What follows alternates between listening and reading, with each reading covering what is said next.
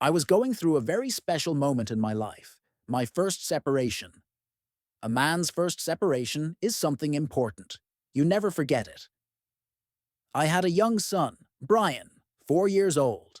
We needed to build a new home, a paradise just for us, a peaceful place, and I wanted to make everything beautiful. With love. I bought this apartment, and I think the previous owner already had some kind of involvement with a guy. The ghost that lived there. His name was John. I think the previous owner must have told John not to show up right away, so I wouldn't complain about the apartment and return it immediately. He took a while to show his face. The first year was calm. The first few months were even happy. But around the 6th month, everything started getting strange. One day, I came home, and Brian, who loved running down the hallway and jumping on my bed, did that as always. I was coming right behind him when I saw it, a man passing behind me. It wasn't a shadow. I saw his face. I froze, looking around, scared. Brian then looked at me and asked, "Dad, who went into my room?" "What do you mean?" I asked. "The man. He came out of the bathroom and went into my room." He answered, "Kids see these things, right?" But I had to show courage. I grabbed a knife and went to check the room, scared to death. I opened all the closet doors, one by one, thinking the ghost was going to jump out at me.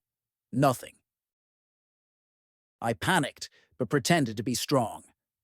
I went to my room, locked the door. I prayed like never before in my life. Brian slept peacefully, and I, sweating cold, promised God I would pray every night if that ghost disappeared.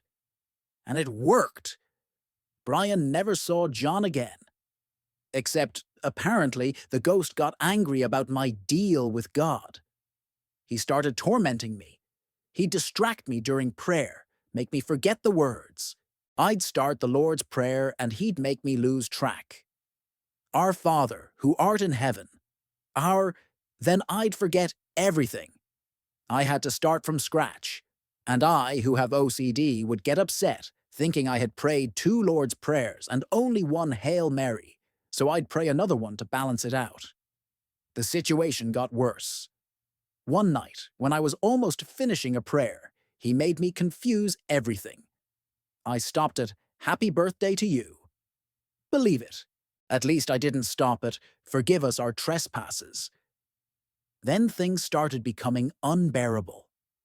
The stereo would turn on by itself in the middle of the night. The lights would stay on.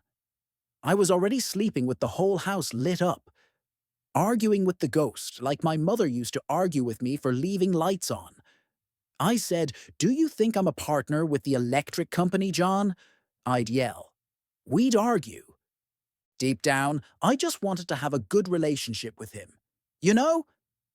Imagine, it could even be useful. "John, I forgot the kitchen light on.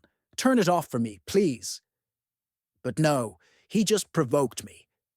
One day, I was with a date, drinking wine, great mood. And suddenly, poof! A light bulb explodes in the service area. She got scared, and I knew it was John. I went to the kitchen, yelling, "Don't you respect visitors anymore? I hate you. Get out of here today, John." I came back to the living room, and she was pale, terrified. "Do you yell at your housekeeper like that?" she asked. "Housekeeper?" I repeated, trying to come up with an excuse. Then I realized that, to her, I was just a crazy person yelling at nothing. Of course it didn't work out. She left in 5 minutes. I had a serious talk with John that night. I said I couldn't take it anymore, that he was destroying my love life. He didn't answer, but I felt he was there. The next day, I moved out. He won. I left the apartment to a friend who needed a place to live. I said, "Go ahead. The apartment's great, fully automated. The lights turn on by themselves." My friend thought it was great. A month later, he called me desperately. "Stephen, come here, I need to talk." I went there, and he said that since he moved in, he felt a strange presence. He said, The lights turn on by themselves, turn off by themselves. And yesterday when I left a shirt hanging in the shower steam. When I came back, it was folded. He looked at me and said, "Stephen, there's a ghost in your apartment." I was completely shocked, and the only thing I could answer was, "He folded your shirt for you." He never did that to me, that little bastard. I felt jealous, angry, a feeling of possession.